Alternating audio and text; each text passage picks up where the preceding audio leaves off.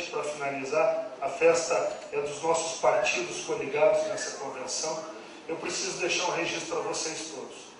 Eu não posso deixar, como um homem que veio da Polícia Federal e que está somente licenciado, de registrar. Nós não podemos deixar o crime organizado tomar conta de uma cidade.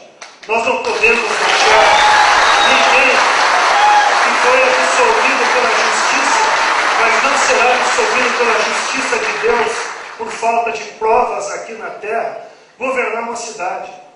Alguém que fraudou licitações da Fundação Nacional de Saúde e fez delação premiada com o Ministério Público Federal de Roraima, ou seja, dedurou o resto da quadrilha para não ser condenado em fraudes e licitação de horas de voo de helicóptero. Como é que um homem desse vai gerenciar milhões de orçamento de uma cidade? Como é que vai cuidar das licitações da saúde, da educação? Olha, Ministério Público da cidade de Araucária, senhor promotor, estou falando diretamente com o senhor. Busque as provas do processo da Polícia Federal em Roraima.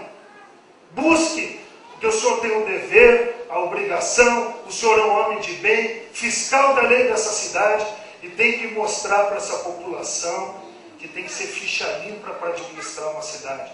Ninguém pode administrar uma cidade, ninguém pode gerenciar o seu próprio negócio. Eu desafio, nós temos laudos de peritos contábeis da Polícia Federal que estão nesse processo e que falam do enriquecimento ilícito de alguém que agora pode ser candidato a prefeito dessa cidade. Eu, como homem de bem, que defende a família, que luta contra as drogas, poderia vir aqui fazer um discurso político e não tocar nesse assunto, como os muitos políticos fazem.